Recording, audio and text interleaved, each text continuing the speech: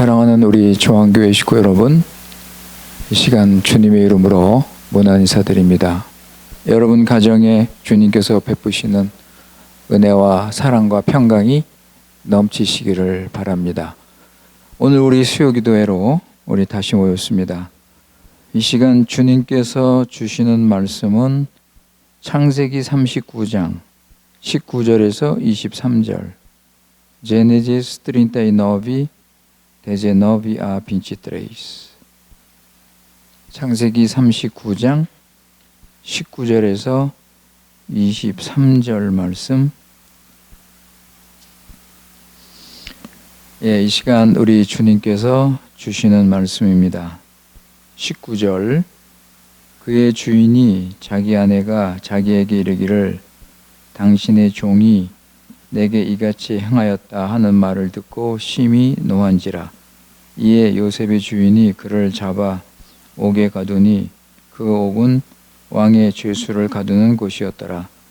요셉이 옥에 갇혔으나 여호와께서 요셉과 함께 하시고 그에게 인자를 더하사 간수장에게 은혜를 받게 하시매 간수장이 옥중 죄수를 다 요셉의 손에 맡김으로 그 재받은 사물을 요셉이 처리하고 간수장은 그의 손에 맡긴 것을 무엇이든지 살펴보지 아니하였으니 이는 여호와께서 요셉과 함께 하심이라. 여호와께서 그를 범사에 형통하게 하셨더라. 아멘. 우리 이 시간 다 같이 함께 기도하시겠습니다. 지극히 높으신 살아계신 우리 여호와 하나님 아버지께 찬송과 영광과 경배를 돌리옵나이다. 오늘 우리 교회 식구들 수요기도회를 맞이해서 각자 모인 곳에서 하나님 앞에 나와서 하나님을 높이며 기도하며 또 말씀을 듣는 귀한 시간 주셨사오니 감사드립니다. 아버지 하나님, 이 시간 예수 그리스도의 고난과 죽음과 부활로 우리가 얻은 이 죄사함과 영생을 맛보며 하나님 나라의 풍성함을 누리도록 은혜를 내려 주시옵소서. 이 시간 살아계신 하나님을 만나고 하나님의 구원의 영광을 바라보며 하나님을 아는 지식에서 자라나도록 은혜를 베풀어 주시옵소서. 언제나 변함없이 신실하신 사랑으로 우리를 지키시고 보호하시고 인도하신 우리 아버지께 다시 한번 감사드립니다. 아버지 하나님, 지금 마지막 때를 맞이하여 여러 가지 고난과 어려움이 있을지라도 오직 주님만 의지하고 확신을 가지고 주님만 따라가게 하시고 우리에게 맡겨주신 교회를 주님의 뜻대로 세워가도록 인도하여 주시옵소서. 아버지 하나님, 우리는 연약하고 부족해서 자기 중심으로 살고 두 주인을 섬기며 옛사람을 따라 살 수 있사오니 늘 예수님 십자가 붙잡고 구원의 능력으로 죄를 벗어버리고 성령의 인도를 따라서 서로 사랑하고 하나 되며 새 사람으로 살아가도록 인도하여 주시옵소서. 우리 주위에서 일어나는 일들을 보면서 의로우신 하나님의 심판을 받고 있는 세상에는 어떤 구원의 소망이 없음을 우리가 알고 세상을 따르지 말고 하나님 나라를 힘있게 세우며 하나님 아는 지식에서 자라나게 하여 주시옵소서. 여러 가지 이유로 고난을 당하는 어려움을 당하는 우리 교회 식구들 주님께서 함께 해주시고 약속의 말씀으로 위로 소망을 가지고 주님을 의지하며 살게 하시고 피할 길을 열어주셔서 아버지 하나님 모든 문제 예수님의 죽음과 부활에서 해결하도록 은혜를 베풀어 주시옵소서. 우리 교회를 지켜주신 아버지 지켜주시고 아버지 우리 교회를 사랑하는 마음을 가지고 아버지 하나님 늘 예수님, 성령님 말씀으로 우리가 충만해서 사단의 유혹과 아버지 어둠의 세력의 속임수에 넘어가지 않도록 지켜주시옵소서. 아버지 하나님, 주님이 주시는 이 창세기 말씀을 우리가 이 시간 듣습니다. 하나님 말씀은 생명의 말씀으로 믿고 듣고 깨닫고 열매 맺게 하셔서 우리 믿음이 자라고 구원의 기쁨과 감사가 있게 하시고 영원한 소망을 바라보는 복된 시간 되도록 은혜를 내려 주시옵소서. 우리 구주 예수님의 이름으로 기도드리옵나이다. 아멘. 예, 우리 이 시간 계속해서 창세기 39장을 우리가 살펴보도록 하겠습니다. 창세기 39장은 세 가지 이야기로 되어 있습니다. 우리 첫 번째는 지난 시간에 우리가 본 건데, 요셉이 종으로 보디발 집으로 팔려왔는데 거기서 일하면서 가정 총무로 일을 하게 됩니다. 그래서 하나님께서 요셉과 함께 하셔서 그것에서 하는 모든 일이 형통케 되었다, 우리가 생각을 했습니다. 그리고 두 번째는 그 보디발 안에 그 방탕한 여자의 유혹을 이기고 깨끗한 그 도덕성을 보여주는 그런 내용입니다. 그러니까 하나님께서 요셉에게 이런 어려운 시험을 주셔서 요셉은 믿음으로 반듯하게 서서 그 시험을 잘 치른 그런 내용입니다. 그러니까 요셉이 단순히 악을 물리친 것만이 아니고 이런 시험을 통해서 덕을 더욱 쌓게 되고 인격을 연마해서 하나님이 받으시는 그런 그릇이 되어가는 과정이라고 우리가 볼 수 있습니다. 그리고 마지막 세 번째는 오늘 본문 읽은 말씀인데, 요셉이 억울하게 옥에 갇히는 그런 내용입니다. 그러나 그 옥에서도 우리 하나님께서 함께 하셔서 형통케 하시고 범사가 잘 되도록 인도하셨습니다. 요셉은 그 보디발 집의 종으로 팔려갔는데 이것은 다 하나님의 섭리였습니다. 이 모든 일에 하나님께서 함께 하셨습니다. 보디발은 바로의 신임을 받는 시위대장이라고 그랬죠. 그런데 그 당시 애굽은 제15, 16 왕조 시대였는데 그때는 힉소스 사람들이 애굽을 정복하고 다스리는 때입니다. 이 힉소스 사람들은 셈족 계통의 족속들입니다. 셈족. 그러니까 노아의 아들 셈, 함, 야벳, 여러분 기억나시죠? 그 중에 셈의 후손이라고 할 수 있어요. 그렇다면은 요셉의 조상이라고 우리가 볼 수 있습니다. 그래서 보디발이 요셉이 셈족 계통의 사람인 것을 알고 그를 종으로 샀을 수도 있습니다. 그렇다면 보디발도 셈족 사람이 아닌가 하고 우리가 얼마든지 짐작을 할 수가 있습니다. 그래서 그는 요셉을 자기 집으로 데려와서 그를 신용하고 아주 그를 잘 대접을 한 것을 우리가 볼 수가 있습니다. 그러니까 잘 모르는 족속 사람보다는 자기 족속 사람을 쓰는 것이 안전하다고 생각을 해서 요셉을 종으로 또 가정 총무로 세운 것입니다.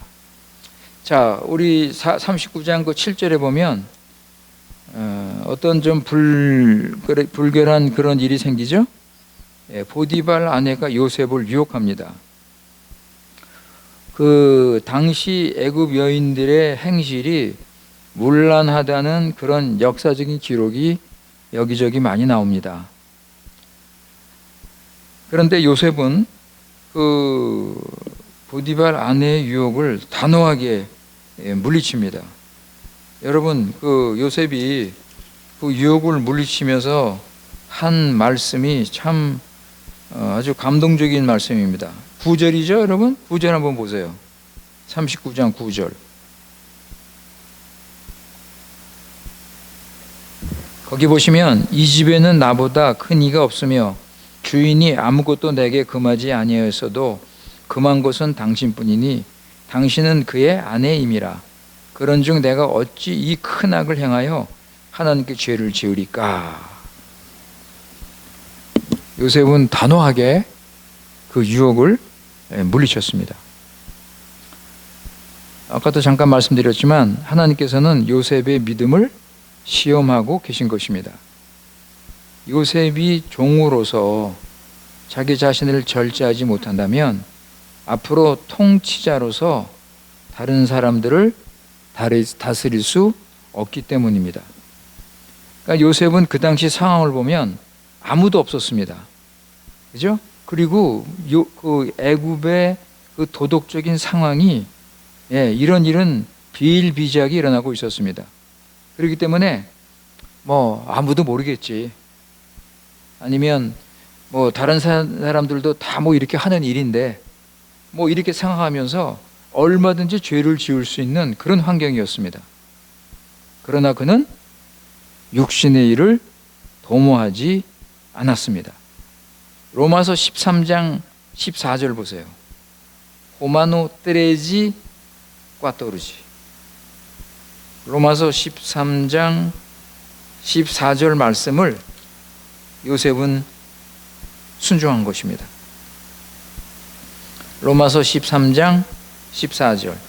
낮에와 같이 단정히 행하고 방탕하거나 술 취하지 말며 음란하거나 호색하지 말며 다투거나 시기하지 말고. 그는 육신의 일을 도모하지 않았습니다.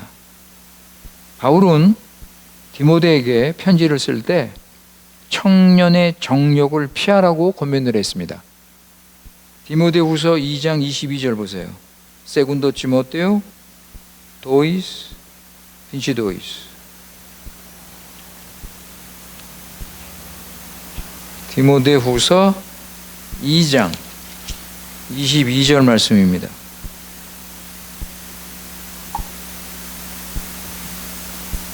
디모데후서 2장 22절에 보면 또한 너는 청년의 정욕을 피하라 그랬습니다. 주를 깨끗한 마음으로 부르는 자들과 함께 의와 믿음과 사랑과 화평을 따르라. 이렇게 디모데에게 권면을 했습니다. 옛날이나 지금이나 하나님의 이런 시험에 실패하는 사람들이 많이 있습니다. 하나님은 그런 사람들을 쓰실 수가 없는 것입니다. 요셉은 자신의 정욕만이 아니라 혀도 조절한 것을 우리가 볼 수가 있습니다. 그는 자신이 잘못이 없다고 변명하지 않았습니다. 저 여자가 자신을 모함해서 이 거짓말로 자신을 이렇게 궁지로 몰았다고 변명하지 않았습니다. 그는 모든 것을 하나님께 맡기고 잠잠히 기다린 것을 우리가 볼 수가 있습니다. 요셉이 그녀에게 대답한 내용을 보면 세 가지 면에서 그녀의 죄를 지적하고 그녀의 양심을 깨우치려고 노력한 것을 우리가 볼 수가 있습니다. 먼저 주인과 종과의 관계를 얘기합니다. 자신이 주인의 신뢰를 저버리는 것이 얼마나 큰 악한 일인지를 인식시켜 주었습니다. 그리고 윤리적인 관점에서 그녀가 남편을 배신해서는 안 된다는 것을 지적을 했습니다. 그리고 신앙의 관점에서 이것이 하나님 앞에서 얼마나 큰 죄인지 우리는 하나님 앞에서 순결한 것을 지켜야 한다고 그녀에게 인식을 시켜준 것입니다. 그러나 이미 그녀의 양심은 어둠 속에 있었고 정욕의 노예가 되고 말았던 것입니다. 그러나 요셉은 자신의 양심을 지켰습니다. 요셉은 그의 양심의 호소를 듣고 그녀의 유혹을 물리친 것입니다. 그저 여러분, 주인이 내게 금한 것은 당신뿐이다. 예? 주인께서 모든 것을 내 손에 의탁했지만은 당신만은 그의 아내이기 때문에 어떻게 내가 이런 큰 악을 행할 수 있겠습니까?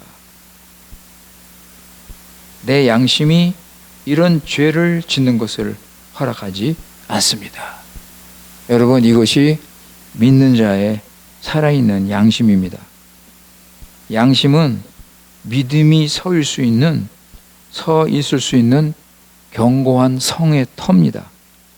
그래서 양심이 약해지면 믿음도 약해지고, 양심이 무너지면 믿음도 무너지는 것입니다. 그래서 신자에게 선한 양심은 생명같이 귀한 것입니다. 우리 눈에 먼지가 들어가면 불편하고 따끔거리죠? 이때 눈물이 나와서 그 먼지를 지워버립니다. 우리에게 눈보다 더 귀한 것이 있는데 그게 양심입니다. 그래서 양심을 영혼의 눈이라고 하는 것입니다. 그래서 우리가 죄를 지으면 양심이 괴로워지는데 그것은 회개하라는 신호입니다, 여러분. 회개하면 양심의 고통에서 자유를 얻게 되는 것입니다. 우리 예수 믿는 자가 범죄한 것도 양심을 따라서 회개한다면 믿음이 회복이 되고 힘을 얻을 수 있게 되는 것입니다. 그래서 바울은요, 디모데전서 1장 19절에서 선한 양심을 따르라 그랬습니다. 보세요, 여러분. 디모데전서 1장 19절. Primero Timoteo 1:19.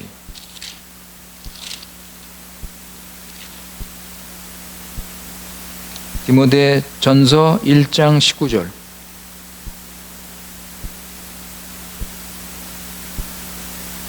디모데전서 1장 19절에 보시면 믿음과 착한 양심을 가지라. 예? 믿음과 착한 양심을 가지라고 그랬어요, 여러분. 어떤 이들은 이 양심을 버렸고 그 양심을 버리니까 그 믿음에 관하여서 파산했다고 그랬습니다. 칼빈은 믿는 자의 양심은 하나님의 음성을 듣는 곳이라고 그랬습니다.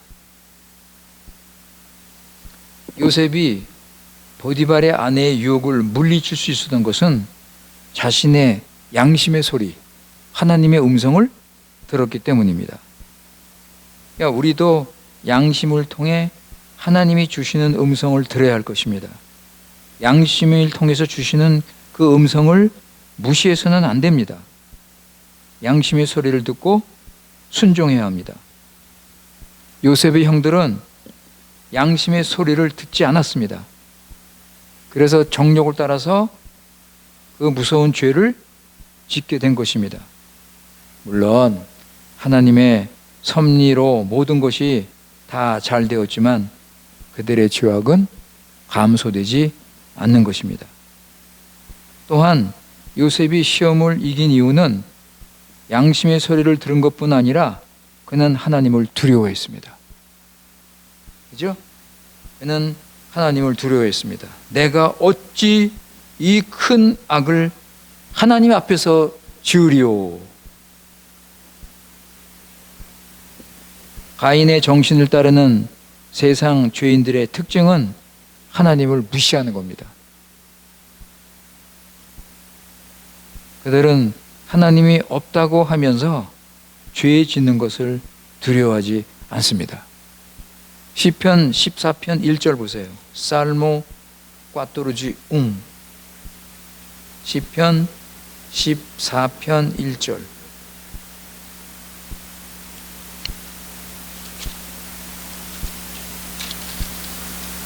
10편 14편 1절. 거기 보시면 어리석은 자는 그의 마음에 이르기를 하나님이 없다 하는도다. 예? 어리석은 자는 그 마음에 이르기를 하나님이 없다. 그들은 부패하고 그 행실이 가증하니 선을 행하는 자가 없도다. 그랬습니다. 여러분, 세상의 죄인들은 하나님을 마음에 두기를 싫어하고 하나님을 대적합니다. 그러나 요셉은 하나님을 두려워하고 하나님을 경외했습니다. 그래서 그는 죄를 피한 것입니다.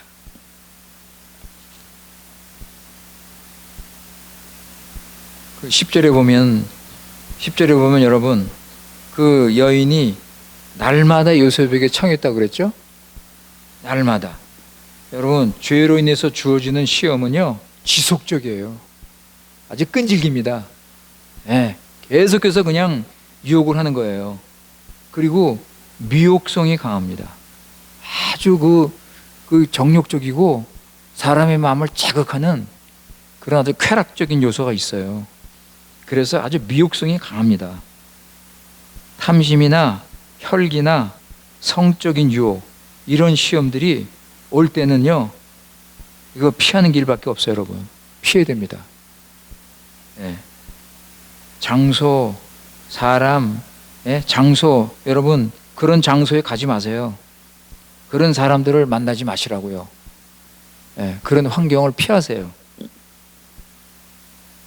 그래서 성경은 여러 곳에서 피하라는 그런 권면을 주고 있습니다. 우리 한 군데 보실까요? 요한일서 5장 21절. Primeiro João 5:21.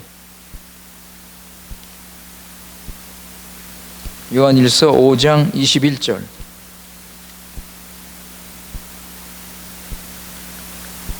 요한일서 5장 21절. 맨 마지막 말씀이죠. 요한 사도가 이 서신을 마치면서 교회에게 주시는 말씀입니다.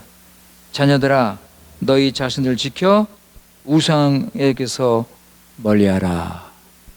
네, 여러분, 우상을 피하세요, 여러분. 그 다음에 또 요셉이 그 시험을 이길 수 있었던 것은 사람을 두려워하지 않았기 때문입니다.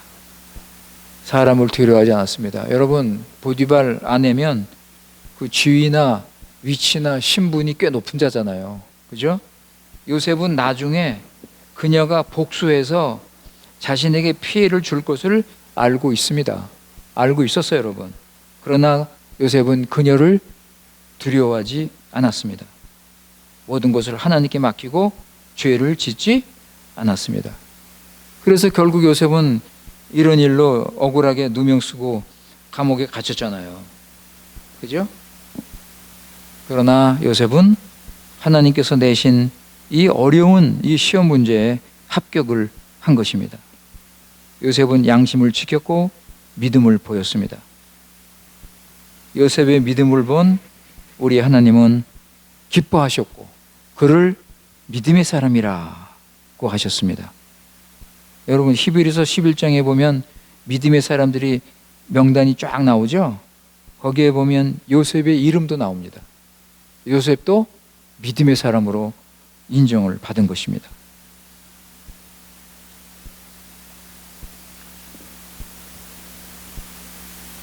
요셉이 사형을 당할 수 있는 그런 상황이었습니다. 보디발이 그 아내의 말을 듣고 아내의 말을 믿고 그걸 받았다면 당장 요셉을 죽일 수도 있어요. 당장 저놈 죽여라. 그럼 끝나는 거예요. 그죠? 그런데 요셉이 사형을 당하지 않고 감옥에 갔습니다. 하나님의 섭리예요, 여러분. 네? 하나님의 섭리. 그죠? 여러분, 그 당시 그 종이 주인의 부인을 범한다는 것은 이건 당장 사형감이에요. 근데 보디발이 요셉을 왕의 죄수들을 가두는 감옥으로 보냈습니다. 예? 아주 좋은 감옥으로 보낸 거예요. 아마도 보디발도 자기 아내 말을 그대로 믿지 않았을 것입니다. 자기 아내가 평소 문란한 생활을 하는 것을 글쎄 모를 리가 없을 것입니다. 그래서 요셉을 감옥으로 보냈고, 보디발은 그 간수장에게 아마 요셉을 부탁을 했을 것입니다. 요셉이 감옥에 갇혔을 때 하나님의 사랑과 섭리를 의심했을까요? 네, 여러분 어떻게 생각하십니까? 요셉이 감옥에 갇혔을 때, 야, 이거 하나님 너무하시다. 어떻게 나를 이 감옥에 보내셨을까? 시편 105편 18절 보세요. 시편 105편 18절. Salmo 105, 18. 시편 105편 18절.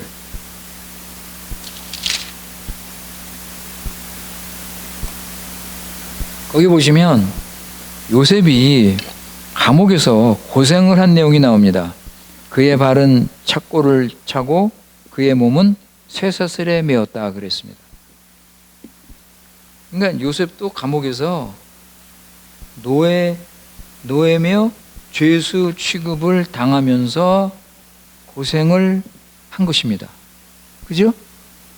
가정 총무라고 그래가지고 노예 신분에서 벗어나는 게 아니에요. 그리고 요셉이 보디발의 힘을 입어서 좀 유익을 얻는 게 아니라 법적으로 죄수인 것에서 벗어날 수 없는 거예요. 그러니까 요셉의 신분은 나아진 게 아무것도 없어요. 그런데 여러분, 이런 감옥에서도 하나님께서 함께 하시다는 거예요. 그죠? 오늘 그 말씀이 계속 나오죠? 하나님께서 감옥에서 요셉과 함께 하셨다는 거예요. 그래서 요셉이 이런 어려운 환경 속에서도 하나님께서 자신을 여기에 보내신 그 소명을 붙잡고 그걸 놓치지 않고 살도록 하나님께서 함께 하신 거예요. 그죠? 거기 보시면 21절, 22절, 23절 오늘 말씀 거기 보세요. 그죠? 여호와께서 요셉과 함께 하시고, 그죠? 23절에 여호와께서 요셉과 함께 하심이라 여호와께서 그를 범사에 형통하게 하셨더라. 보디발 집에서도 함께 하신 하나님은 감옥에서도 요셉과 함께 하신 것입니다. 자, 그렇다면 우리 한 가지 질문을 할 수가 있는데, 왜 하나님께서 요셉을 구태여 감옥에까지 보내셨는가? 그죠? 10년 정도 보디발 집에 있으면서 인격이 좀 자라고 또 기능도 연마가 되고 또 무엇보다도 하나님과 교통이 점점 깊어졌는데, 그죠? 이제 이 정도면 어디로 가든지 하나님께서 주시는 은혜와 복을 누리는 이런 사람이 됐는데, 그런데 하나님께서 옥으로 감옥으로 또 보내시는 거예요. 그러니까 여러분, 이런 자격과 능력을 가지고 이제 마지막 단계인 옥에서 생활과 인격 훈련을 다시 한번 시키시는 겁니다. 하나님은 그를 훈련시키기 위해서 감옥으로 보내신 것입니다. 감옥에서 행정 사무 보고 그런 거 배우고 일처리 하라는 것이 아니고, 감옥에 있는 사람들, 그 사람들을 잘 살피고 그 사람들을 잘 돌보면서 훌륭한 그런 지도자가 되라는 뜻이 있었습니다. 그렇다면 요셉이 이 감옥에 가서 이 죄수들을 어떻게 다루어야 할 것입니까? 앞으로 애굽 총리가 되도록 훈련을 받으려면 최소한도 두 가지 큰 원칙을 가지고 있어야 합니다. 하나는 뭐냐면 자비입니다. 자비.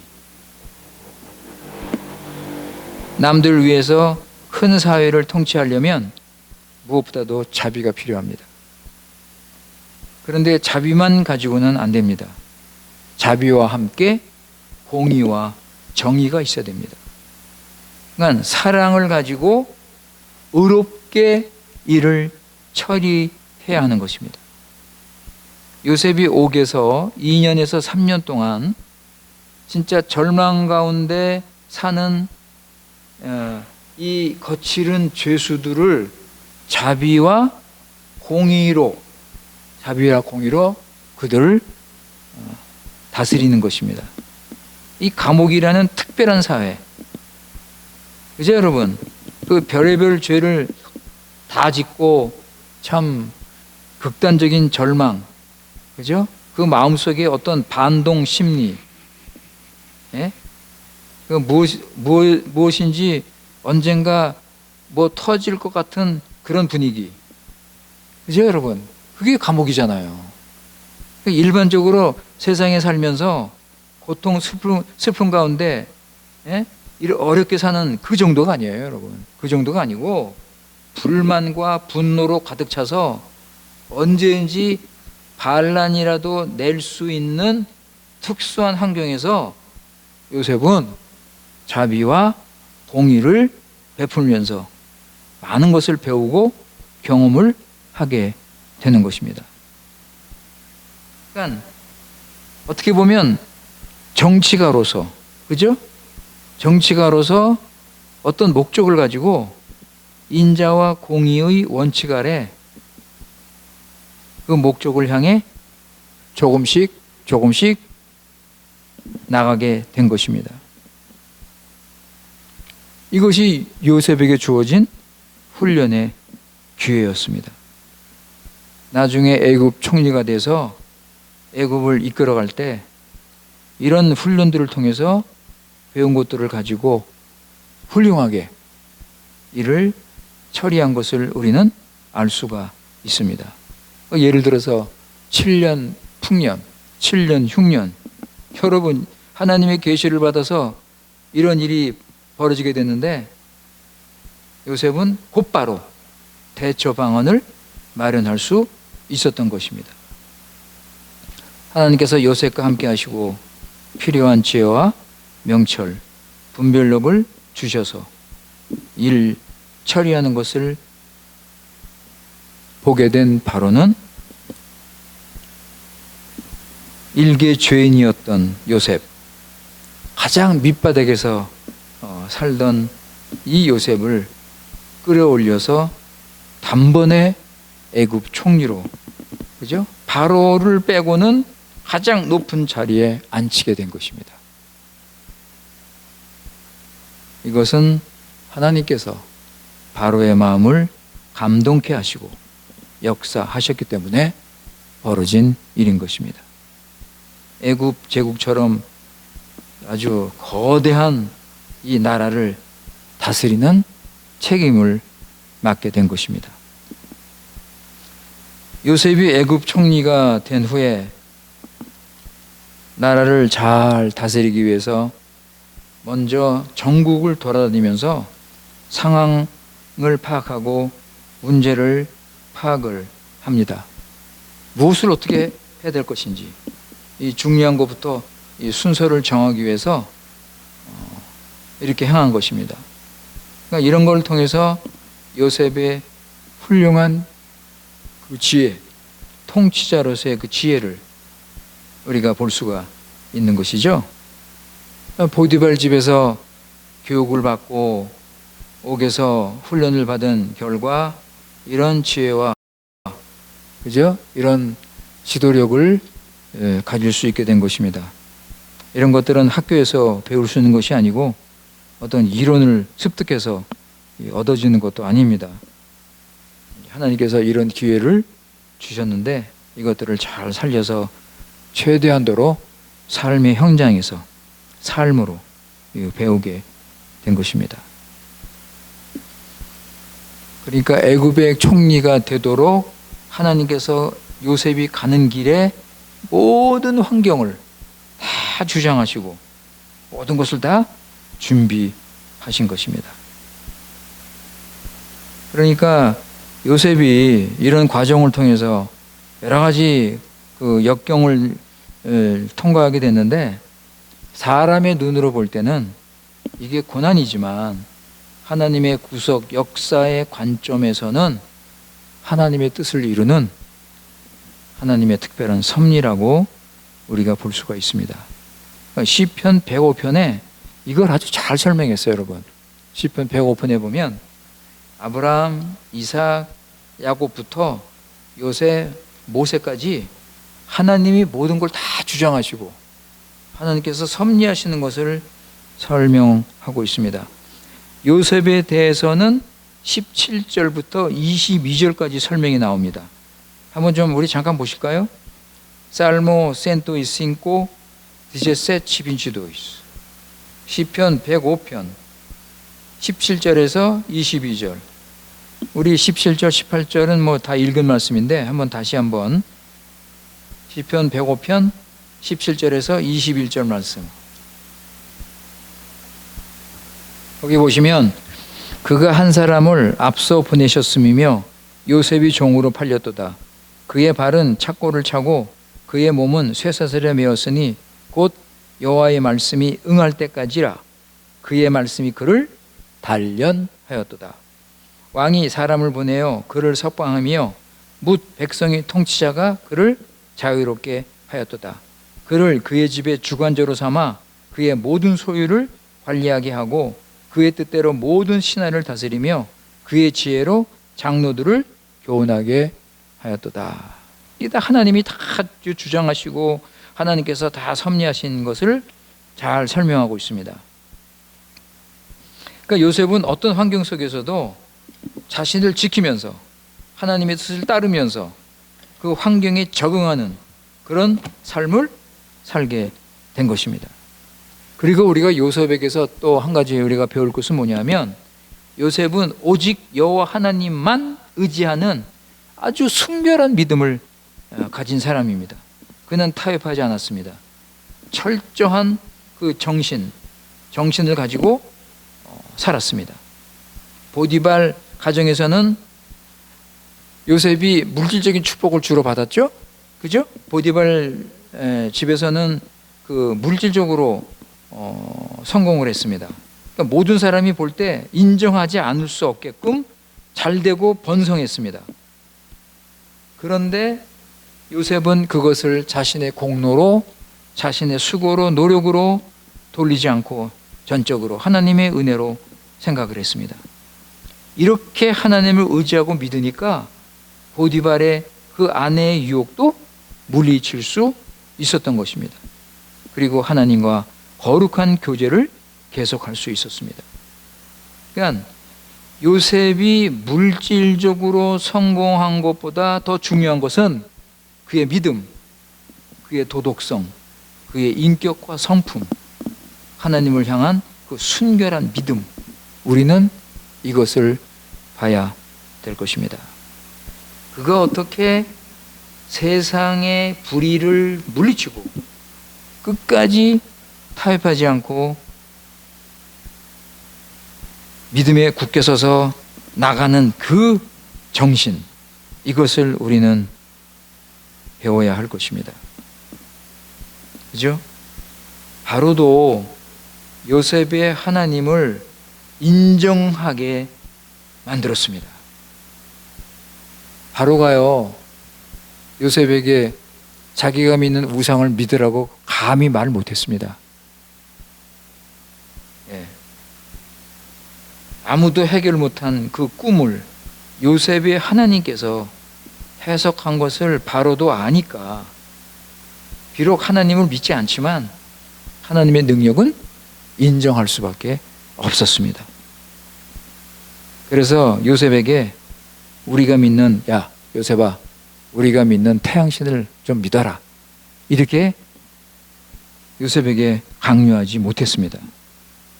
이만큼 요셉은 우상이 넘치는 그 애굽에서 끝까지 하나님만 의지하고 순결하게 살면서 하나님의 그릇으로 성장을 한 것입니다. 그래서 그는 죽은 사람 같았으나 살아 있었고, 종인 것 같았으나 자유를 누렸으며, 중죄인인 것 같았으나 오히려 죄인들을 다스렸으며, 외로운 사람 같았으나 하나님의 임재를 풍성하게 체험한 사람이었습니다. 아주 복된 인생을 산 사람입니다. 요셉은 애굽에서 하나님과 함께함을 당당하게 보여주었습니다. 애굽에 살면서 하나님 나라와 하나님의 구원을 분명히 보여주었고, 하나님께서 살아계신 창조주 하나님인 것을 분명하게 증명을 한 것입니다. 요셉은 앞으로 오실 예수님을 미리 보여준 믿음의 사람이었던 것입니다. 기도하겠습니다. 아버지 하나님, 하나님께서 요셉을 애굽으로 보내시고 그가 우상의 나라 애굽에서 살면서 조금도 흔들리지 않고 주님과 거룩한 관계를 가지고 주님의 종으로 살도록 함께 하셨습니다.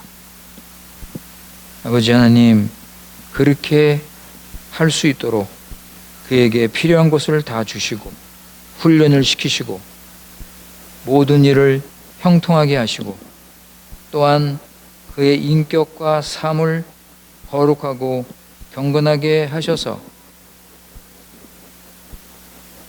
큰 나라의 통치자로서 준비를 시키셨습니다. 아버지 하나님, 우리도 지금 이런 세상에 살면서 아버지 이 시대 믿는 자답게 하나님의 영광과 하나님의 그 나라를 드러내게 하시고 주님께서 우리를 훈련시키실 때 우리는 순종하며 오직 하나님 한 분만 의지하며 살아가도록 은혜를 내려 주시옵소서. 우리 좋은교회 식구들 이런 믿음을 가지고 아버지 있는 곳에서 하나님을 드러내고 하나님의 영광과 나라를 드러내는 삶을 살아갈 수 있도록 은혜를 내려 주시옵소서. 우리 구주 예수님의 이름으로 기도드리옵나이다. 아멘.